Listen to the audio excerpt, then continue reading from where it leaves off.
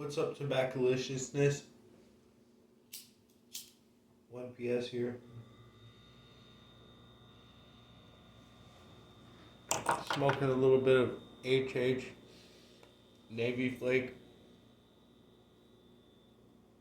in my Meerschaum.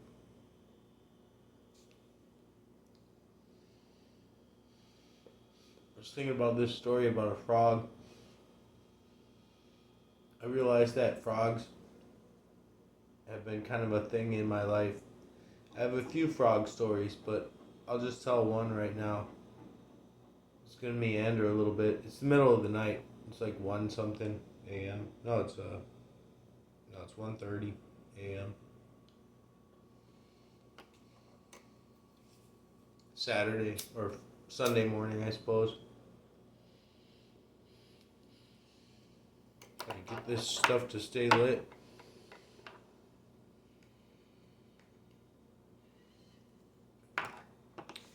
Ever since we entered the timeline where Keck and Chaos is really powerful, who knows when exactly that shifted over, but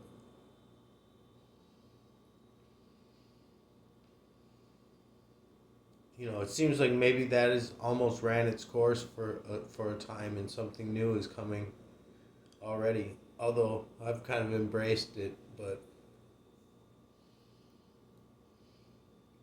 a long time ago, for me,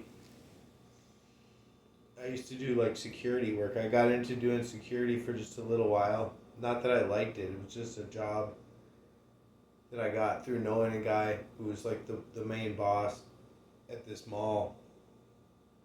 And he kind of hooked me up with it. And that's my first security job. And, I interacted with police a little bit in that job. And the cops kind of thought that the security guards like worshipped them, and there was a few security guards that were straight up wannabe cops. They'd always take the tests or whatever, or apply to be cops, and they wouldn't get hired. And it was because they were like total like just. There was one guy that I swear Paul Blart was based on. Like years later, Paul Blart, the movie came out, but anyway. Some of these cops, man, my job, I was the dispatcher, so I would run the cameras. And they still made me wear a uniform, which pissed me off, because there was this, like, older lady that did it during the days. I had the crappy shift, the evenings, and she didn't have to wear a uniform. And I'm like, why do I have to wear a uniform? I don't, like, interact with anybody, usually, once in a while, but one of the things is when the cops were, like, looking for somebody for one reason or another that they wanted to see if the person was on camera and if we had good video of them. They would come and stand in there and I'd, find the tape. If it was on VHS tapes, I'd, get the tape of that date and we would save it. It was multiplexed, and the multiplexed video from all the cameras that would show 4 at a time, and I could switch 2 of them. And the other one was on a loop, and the other one I don't even remember now, but it was bogus. They really weren't that good at all. They were terrible cameras, and there was like some had like light shining in them half the day, so you couldn't see anything. But I'd pull up the cassette tape. Like every 30 days, we'd go through the tapes again until the tape had been worn out. And then we'd get a new tape, and so I'd pull out the tape if it was within the last 30 days, and I'd help them look through different locations in the mall and look for try to see if they could see these people. And these guys would talk, and they thought they were such hot shit. They thought that I was hanging on every word. And there would actually sometimes be people that worked with me in the room actually hanging on every word they said. So I was really just kind of invisible, just, observing. And one of their philosophies was, and this wasn't the only place I heard this, like I kind of got a little bit of this from martial arts, although a lot of what martial arts was trying to teach me was going over my head, a lot of the more sensible stuff.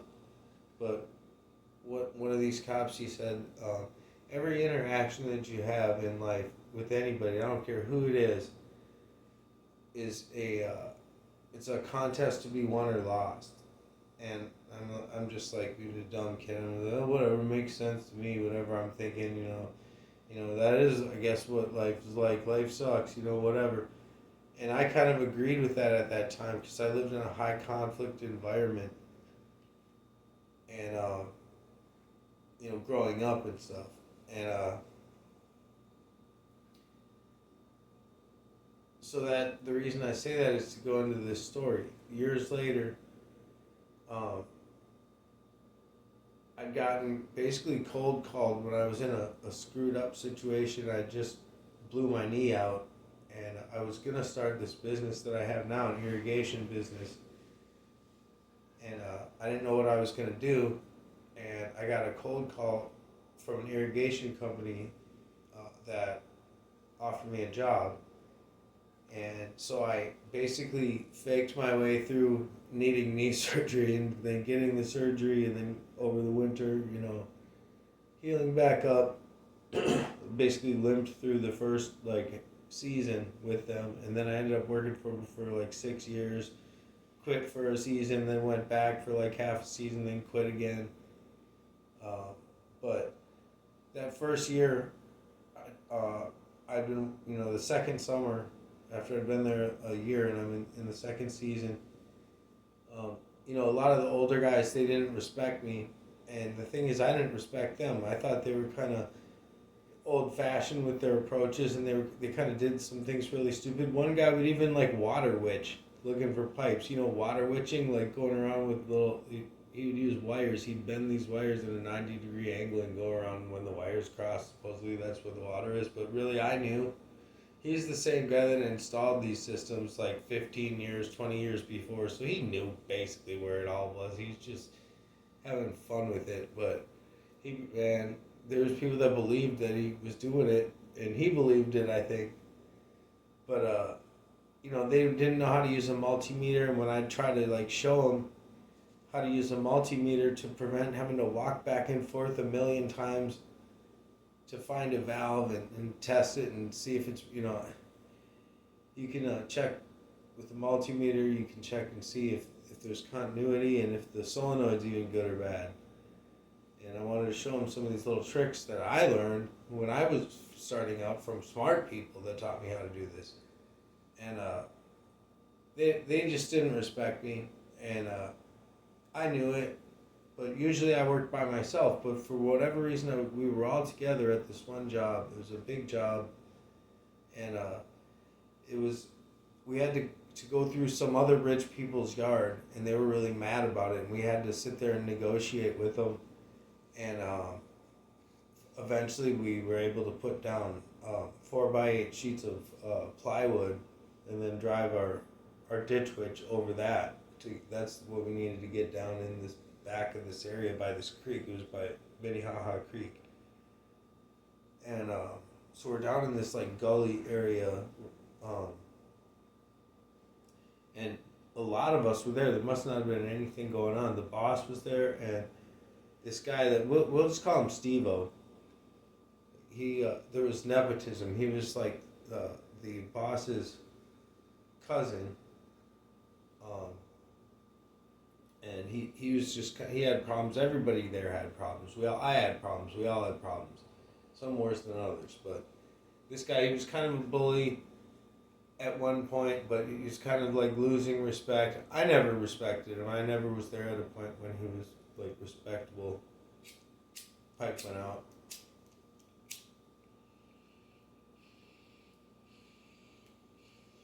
So, I'm going to pause you. Had to get smoking again there. So we're all down there, and we're walking around. We were marking where we're going to put zones and valves and flags, and using flags to mark where heads are going to go and where different things are going to be. Because we're dumb, and we'll forget what we all agreed on. If we don't have flags, different color flags to mark which zone, and two flags where a valve goes.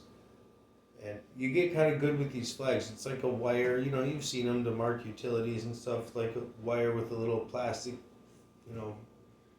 piece flapping on there. And you can kind of throw them, fling them at the ground like a dart, and it'll stick. You get real accurate with them. And so Steve-O has some of these flags, and he's walking around throwing them down, and we're all talking, and we're all just kind of in the planning phase. We just finally got our machine down there after this whole ordeal of negotiating with these people, and we're ready to start. We were adding a backyard to a system that never had a backyard before. The backyard of the system was never put on. It never had a system in the backyard is what I'm trying to say, sorry. English language, my first language, believe it or not. And so he's walking around, we're all talking, and this frog starts hopping across. It's a creek. It's right by the creek. The creek's like right there. Frog starts hopping across the grass, and like a little toad, bullfrog, whatever. He's not a toad, a frog. And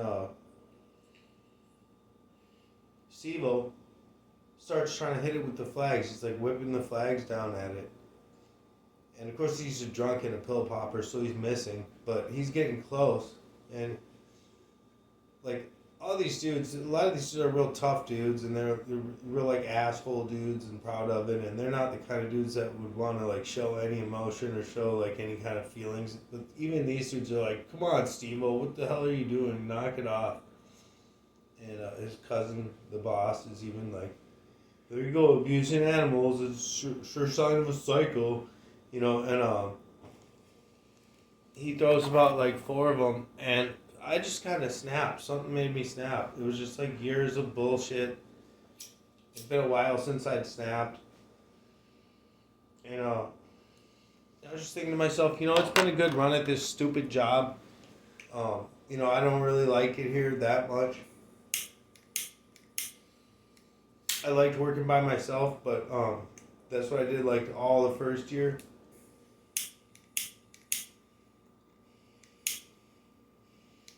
But the second year, the boss was like, "Oh, I think I want to see how you do on like install because I want to, I know what he's doing. He wants to develop me into like a foreman because all his other people are aging out, and he's going to need to make me and a couple other dudes into foreman for install, which I hate. I did that before at another company before that. And I'd rather do what I do basically now, be a service guy, go around and fix stuff to winterization. Anyway, so Steve-O's whipping flags at the little frog. And I'm like, you know what? I don't care what happens anymore. I'd kind of been through it a little bit. One of those times in my life where I'd been through it. And I'd recovered. And now I had my strength back and my spryness back. And I was like, I don't care about this job anymore. I don't care if I even go to jail today. Like, it was really destructive. And I was like, I'm going to kick his ass. I'm just going to kick his ass. I had enough of this dude. I might get jumped by all these other dudes. Whatever. They're all like older than me by a little bit, but they're all big, tough dudes, that are, they're still spry as hell. I've seen a couple of these dudes fight each other, and it's like 2 gorillas going at it. And, so, it's no joke. Martial arts doesn't mean shit against a motivated attacker that's bigger than you. Like, I'll be the first to say it. Like, all the training in the world can go out the window real fast on you. And, but anyway, I was still like, I'm going to just walk up to him, I'm going to shove him from behind, just throw like a kick just to let him know that, hey, we're fighting now. And it's going to be, it's going to go on. It was about 5 steps away from him. And it was, in my mind, it was going to happen. It was going to happen. And it's like, this is where you got to believe in the higher power, God. I believe in God, but I don't want to be like blasphemous or anything here to say, but I almost want to say like something came into me, from God, or the Spirit of God, the Holy Spirit, or something came in and like took over, my brain and my thoughts and my body, and like told me that, I thought about that, how everything in life, being a conflict, and how it's like, is the only two options I have to either, just like attack somebody, like, just physically attack somebody, or do nothing. Of course not. There's a million other things I could do. You know, uh, I could continue berating him, like everybody else is doing, and it's not having any effect. I could, you know, anyway, there's a lot of things that could be done other than that. And it's like something took over my body because I was going to roundhouse kick him in the side. And I had about 5 steps to him. And it was like 1, 2, and I was at like 2.5. And as soon as I put my foot down, I was going to start winding up to kick him and then slide forward and kick him. But right when I was in that half step is when this all hit me, and it's like I just put my foot down and then stepped around him. Like I stepped around right in front of him, and I, like, my hand just swung and I scooped up that frog, and my other hand just clasped over him, and so I had the frog in my hands, and I just walked away from him, and I just went over by the creek, and I put him down by the creek, and he hopped in the creek, and I just got up, and like everybody just got like dead silent, and everybody just got like silent and looked at me, and then they all just like looked down, and the boss was just like, all right then, and he just like started walking away and walked away and like drove away, and like everybody just kind of went back to work, and like nobody could say anything. Like it was just like, it was just like a moment, and it like relieved tension, but it just like made everybody think or something, and it was like, it like, changed everybody's opinion of me, and everybody stopped, um, being so salty about me, and in a way I probably stopped being so salty about them, and it was like a metamorphosis, and that's where it's like the frog was the catalyst of that, whereas like a frog is like the symbol of chaos and metamorphosis and change, uh, and that's why that's like part of the time that the world kind of switched over, I believe, into the timeline of chaos. And chaos is good and bad at the same time. It's like how the Japanese, I heard on The Simpsons that the Japanese have the same word for crisis and opportunity. And that's kind of what it is. And it's like the frog, because it like starts out in the water, and then it metamorphosizes from a tadpole into a frog, then it goes on land, just like we all metamorphosize in our own individual life, and then as people too, as like a whole people, as like we evolve as creatures. And I don't believe that evolution and God can't mutually exist. I think God could have created evolution because time is just something that we process. I think God processes everything all at once in like a beautiful picture, like a snow globe frozen to him. But to us, we have to live it out, the creation of it, and how it all forms. And we have to experience it and process it in order, as like a hard drive gets something written to it. Not that I think we're in like a digital simulation, like, has become a popular thing over the last several years. Anyway, tobaccoliciousness, that's about it, whatever. whatever. It's late at night, and I don't have anything to do tomorrow, but I should probably sleep. 1 p.m.